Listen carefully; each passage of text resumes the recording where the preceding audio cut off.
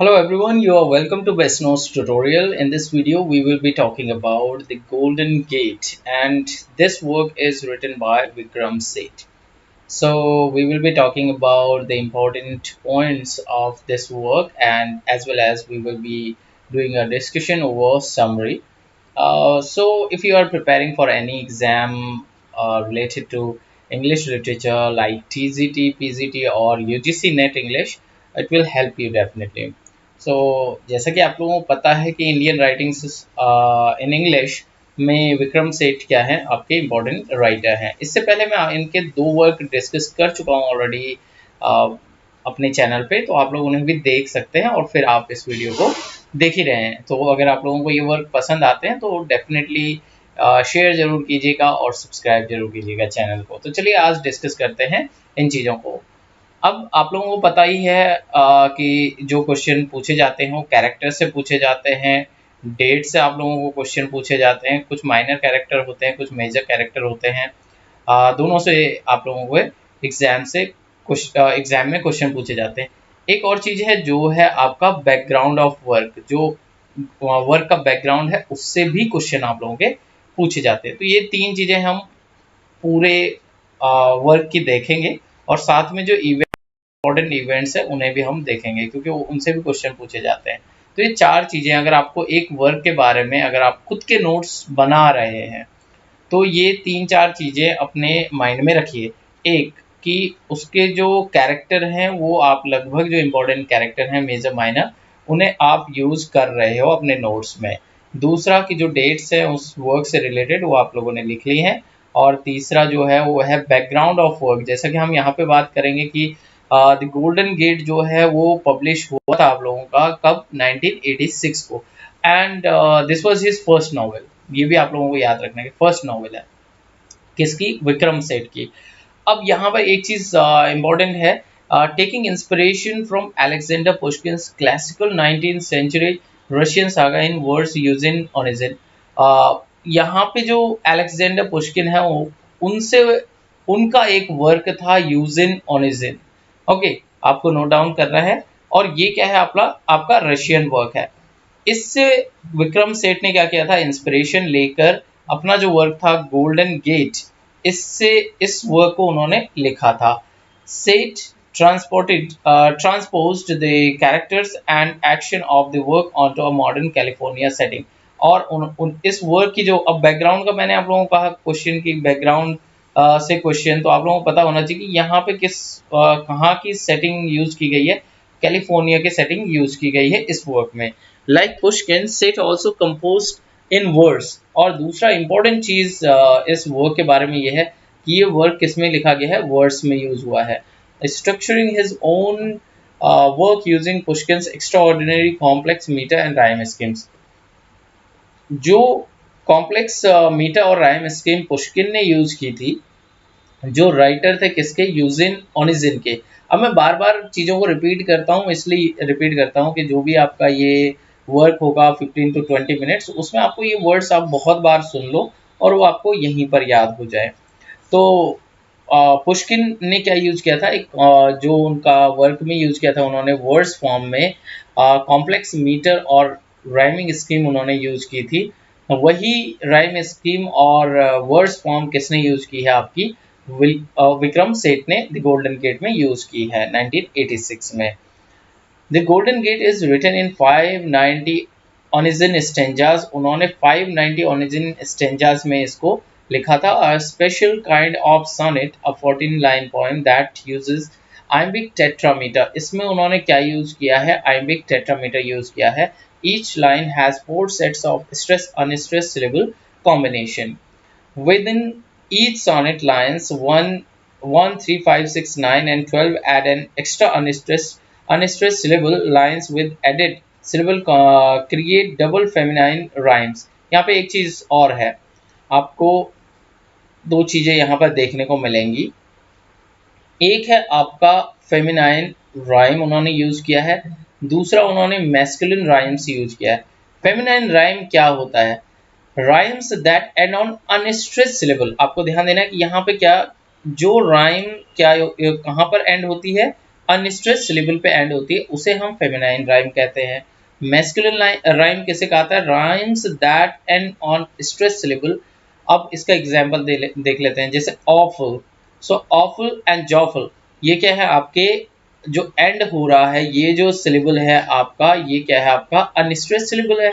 जैसे फुल में हमारा क्या होता है, इसे हम स्ट्रेस नहीं करते हैं तो अनस्ट्रेस सिलेबल है। यहाँ पे आपका क्या है, एड और बेड, यहाँ पे आप लोगों को क्या मिल रहे हैं, लास्ट के जो सिलेबल है वो क्या है आपके स्ट्रेस्ड सिलेबल है, उन पे हम स्ट्रेस डाल के पढ़ते हैं, तो इसलिए बीहेड एंड टू बेड, तो दोनों के दोनों क्या है आपके स्ट्रेस सिलेबल है। तो इस तरह के सिलेबल जो होते हैं उन्हें हम मैस्कुलिन राइम्स कहते हैं, और जो इस तरह का होता है ऑफुल मीन्स अनस्ट्रेस्ड होता है, वो आपका क्या होता है, फेमिनाइन राइम होता है। तो ये चीज़ें आप लोगों को पता चल गई होगी। ये सब बैकग्राउंड से रिलेटेड क्वेश्चन पूछे जाएंगे आपको। The rhyme scheme is A B C C D D E F F E G G, तो ये आपको राइम स्कीम इसमें यूज की गई है। The upper case letters are feminine rhymes and the lower cases are the masculine ones. तो यहाँ पे आप लोगों को देख सकते हैं कि जो आपके अपर केस में लिखे गए हैं वो फेमिनाइन में हैं, लोअर केस वाले मैस्कुलिन हैं। The entire book maintains this sonnet form, और पूरी जो बुक है उसमें आपको sonnet form देखने को मिलेगा। Even states dedication, acknowledgements, contents and about the author sections are written in words। ये सारी चीज़ें भी उन्होंने क्या की हैं, वर्ड्स में ही लिखी हुई है। अब एक चीज़ है कि टाइम के साथ साथ जैसे जैसे आगे टाइम बढ़ रहा है तो इसमें आपको गवर्नमेंट जॉब में क्या मिलेगा, ज़्यादा कंपटीशन आप लोगों को देखने को मिल रहा है। तो जितना भी हो सके आप इन डेप्थ चीज़ों को पढ़ते हुए चलिए। जब हमारा एग्ज़ाम था या जब मेरा सिलेक्शन हुआ था उस टाइम पे मैं खुद फील करता हूँ कि वो पेपर आज के लेवल पे इजी था।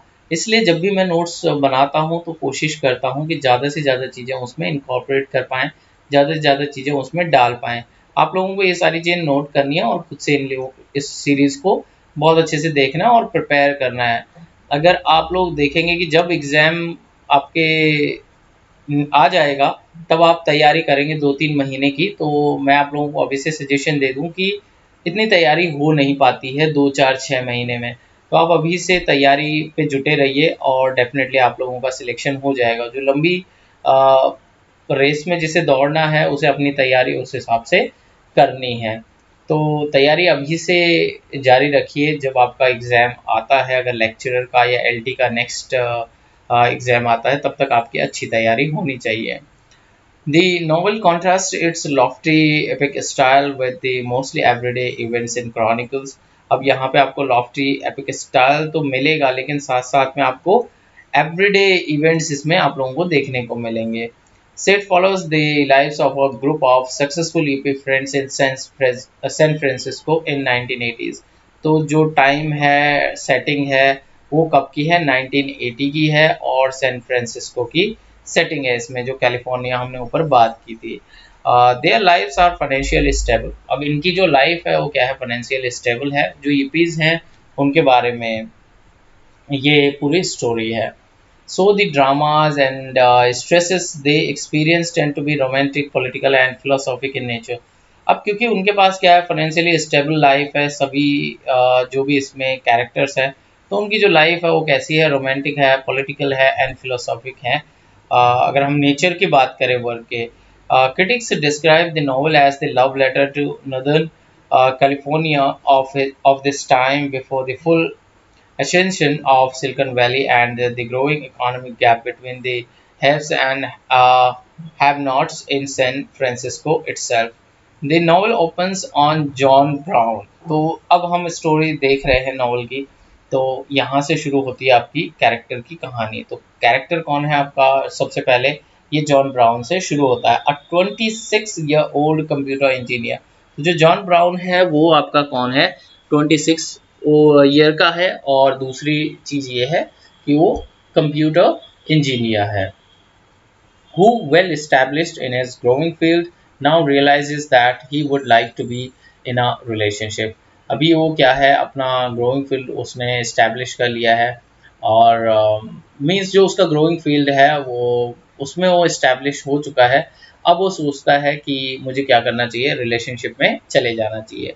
When he complains about his loneliness to his friend and former girlfriend Janet Hayakawa, a sculptor and drummer for a band called Liquid Shape, she advises him to advertise in a classified section of newspaper. तो यहाँ पर आप लोगों को दिखा कि उसकी girlfriend थी पहले, उसका नाम है जेनेट। तो जेनेट उसको सजेशन करती है, वो जब उससे बताता है अपनी लोनलीनेस के बारे में, तो जेनेट उसे सजेशन करती है कि एक काम करो, क्लासिफाइड में एक ऐड दे दो अपने बारे में। John loves of the idea. पहले तो जॉन को लगता है, जो जॉन ब्राउन है वो पहले तो हंसता है इस बात पे, but Jen does it anyway. और उसके बाद क्या करते हैं, इसे करते हैं और डिस्क्राइबिंग हिम इन बे guardian as well rounded and well meaning square lusting for love. तो ये उसने डिस्क्रिप्शन दिया था जॉन ब्राउन का, जो क्लासिफाइड था, क्लासिफाइड में। John gets many responses. यहाँ पे जॉन को क्या होते हैं, बहुत सारे रिस्पॉन्स मिलते हैं। The one that sticks out is Liz Dorati, और लिज डॉर्टी उससे मिलती है। A trial lawyer who went to Stanford. यहाँ पे क्या है, एक ट्रायल लॉयर है जो कि जिसका नाम है लिज डॉर्टी, और लिज डॉर्टी उससे मिलती है। John, Liz and Liz get together. Their relationship at first amazing because they are extremely sexual compatible। और उनकी जो रिलेशनशिप है वो बहुत ज़्यादा क्या होती है, अच्छी चलती है शुरुआत में।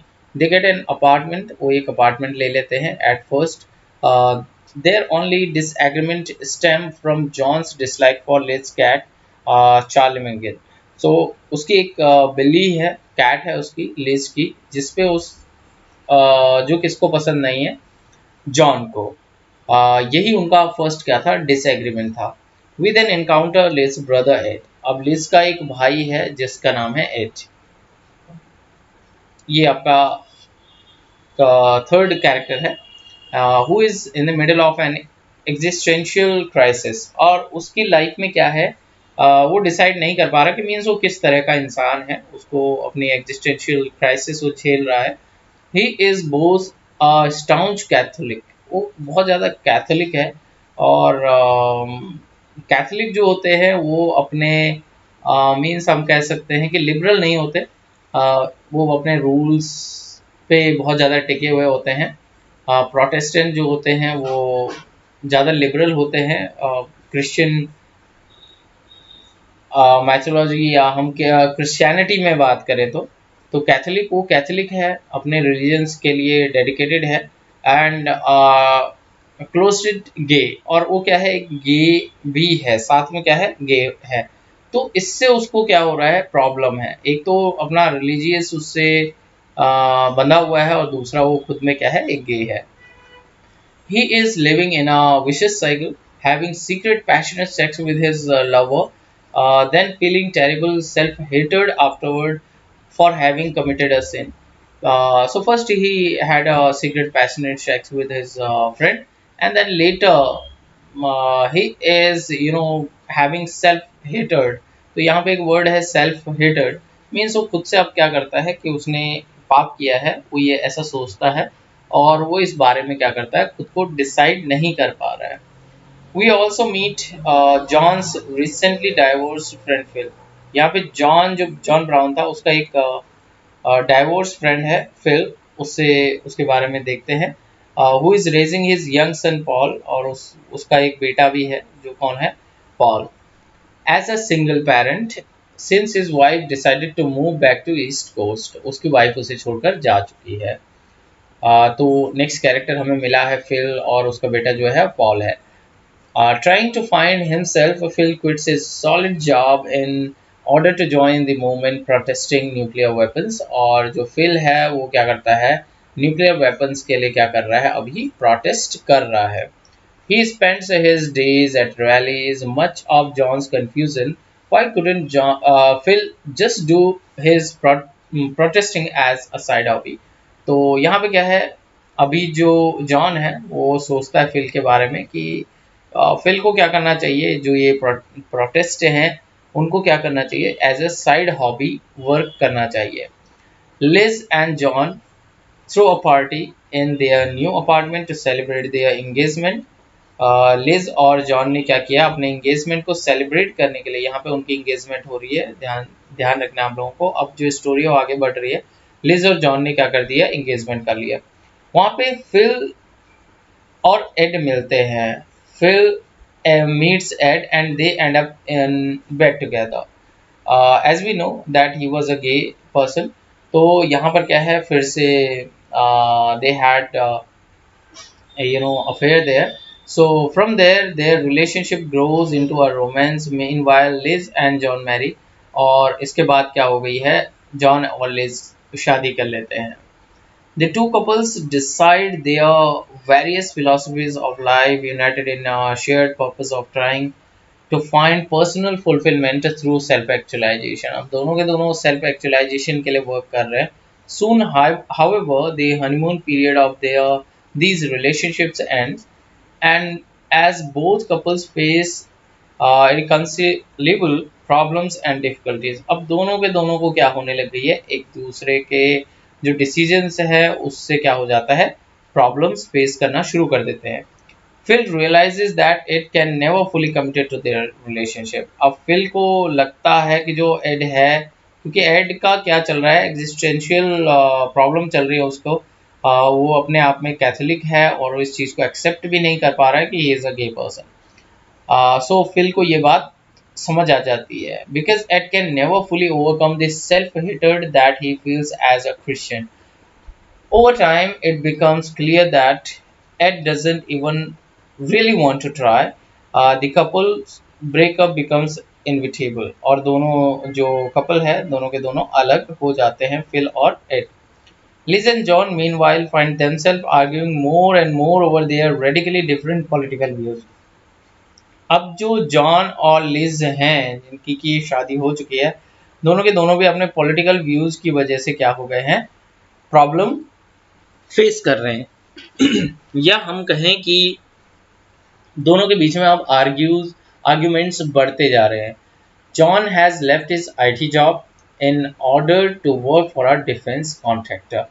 अब जो जॉन है वो एक डिफेंस कॉन्ट्रैक्टर के लिए क्या कर रहा है, जॉब करना उसने शुरू कर दिया है। While Liz has grown increasingly involved with the same anti-nuclear movement that Phil has embraced। So Phil ने क्या किया है, जो एंटी न्यूक्लियर मूवमेंट ज्वाइन किया है उसमें इंटरेस्टेड कौन हो गया है, लिज हो गया है। और जो लिज है और जॉन है दोनों के बीच में क्या हो गई है, प्रॉब्लम्स चल रही है, उनके पॉलिटिकल व्यूज डिफरेंट हो चुके हैं। While Liz cannot wrap her mind around John's ability to work for a government willing to develop such horrific weaponry, John falls victim to unfounded jealousy. तो यहाँ पे क्या है कि अब लिज जो है वो धीरे धीरे क्या हो रही है, जॉन से दूर होती जा रही है, क्योंकि वो सोचती है कि जो ये न्यूक्लियर वेपनरी है, इस तरह के वर्क में उसे इन्वॉल्व नहीं होना चाहिए। एंड देयर मैरिज डिसॉल्व्स, और उनकी जो मैरिज है वो क्या हो जाती है, डिसॉल्व हो जाती है। Still, although these first relationships fall apart, the group of friends reshuffles into new couples that are much more destined for long-term happiness and success। अब यहाँ पर क्या होता है कि उनकी जो रिलेशनशिप है, जो फर्स्ट रिलेशनशिप है वो सब क्या हो जाती है, ख़त्म हो जाती है। बट जो उनका जो फ्रेंड्स थे वो रिशफल हो जाते हैं और उनके जो न्यू कपल्स बन जाते हैं। लिज और फिल दोनों के दोनों क्या हो जाते हैं, एक साथ हो जाते हैं। Liz and Phil connect over their shared activism. अब क्योंकि दोनों के दोनों क्या कर रहे हैं, गवर्नमेंट के अगेंस्ट प्रोटेस्ट में इंटरेस्टेड हैं, तो उनका जो शेयर्ड एक्टिविज्म है उसकी वजह से वो साथ में हो लेते हैं। Eventually falling in love and getting married, और लिज और फिल की अब क्या हो जाती है, शादी हो जाती है। Meanwhile John confides about his marriage to Janet, and these old friends find themselves once again falling in love as they had when they were young। अब यहाँ पे फिर से आप देख सकते हैं, शुरुआत में हमें पता चला था कि जॉन की जो पुरानी गर्लफ्रेंड थी वो थी आपकी जेनेट, और जेनेट के साथ में उसकी फिर से क्या हो जाती है, शादी हो जाती है। John's newfound happiness in is palpable, और उनकी जो नई हैप्पीनेस है वो क्या है, पल्पेबल है। But the novel resist giving him a happy ending. Instead abruptly Janet is killed in a car accident. अब ये क्या होता है कि जो जेनेट है वो बहुत जल्दी उसकी डेथ हो जाती है कार एक्सीडेंट में। And grieving John is invited by Phil and Liz to be their newborn son's godfather. और जॉन को क्या किया जाता है, वहाँ पे इनवाइट किया जाता है, फिल और लिस का एक बेटा भी हो जाता है। तो हमने देखा कि इसमें आप लोगों के जो कैरेक्टर हैं वो आप लोगों को पता चल गए होंगे, वो आप लोगों ने नोट डाउन कर लिए होंगे, और कुछ इवेंट्स जो हैं वो आप लोगों ने देख लिए। साथ में बैकग्राउंड जो है उसे आप लोगों ने लिख लिया होगा, नोट डाउन कर लिया होगा। तो अगर आपको वीडियो पसंद आया है तो please do share and comment. अब अगला जो राइटर है, क्योंकि इस राइटर में हम 3 वर्क विक्रम सेठ के कर चुके हैं जो इम्पोर्टेंट है, अब हम अगला राइटर कौन सा लेंगे और उसके लिए आप सजेशन कमेंट बॉक्स में दे सकते हैं। तो मिलते हैं अगले वीडियो में, तब तक के लिए goodbye, take care, all the best.